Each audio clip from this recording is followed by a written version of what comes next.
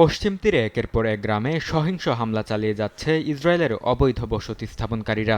সারাক্ষণই আতঙ্কে দিন কাটছে ফিলিস্তিনিদের। শুক্রবার বেথেলহেমের আবু নুজাইম গ্রামে হামলা চালায় বসতি স্থাপনকারীরা। ফিলিস্তিনিদের লক্ষ্য করে গুলিও ছুড়ে তারা। হতাহত হন বেশ কয়েকজন। গুলিবিদ্ধদের হাসপাতালে নেয়ার সময় অ্যাম্বুলেন্সেও আক্রমণ করে ইসরায়েলিরা। গাড়ির জানালা ভেঙে মরিচের গুঁড়া স্প্রে করে তারা। এতে অসুস্থ হয়ে পড়েন অ্যাম্বুলেন্স কর্মীও। পরে গ্রামের প্রধান সড়কও বন্ধ করে দেয় হামলাকারীরা।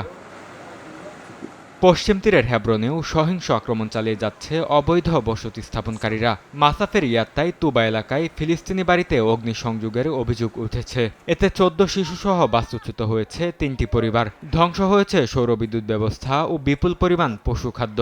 জাতিসংঘের হিসাবে বছরের প্রথম ৭ মাসই বসতি স্থাপনকারীদের হামলা ও সংশ্লিষ্ট বিধিনিষেধে ২,০০০-এর বেশি ফিলিস্তিনি বাস্তুচ্যুত হয়েছেন।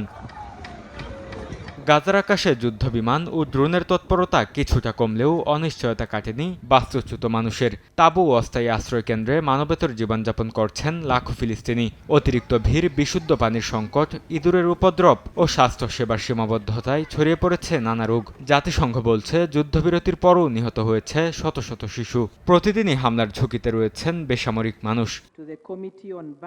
এই পরিস্থিতিতে মার্কিন প্রেসিডেন্ট ডোনাল্ড ট্রাম্পের প্রস্তাবিত আন্তর্জাতিক স্থিতিশীলতা বাহিনীতে সেনা পাঠাতে অনুমোদন দিয়েছে উগান্ডার সংসদ। প্রতিশ্রুতি দিয়েছে মরক্কোও। পরিকল্পনা অনুযায়ী হামাসের নিরস্ত্রীকরণ ও ইসরায়েলি সেনা প্রত্যাহারের ধাপ শেষ হলে গাজায় মোতায়েন হবে এই বাহিনী।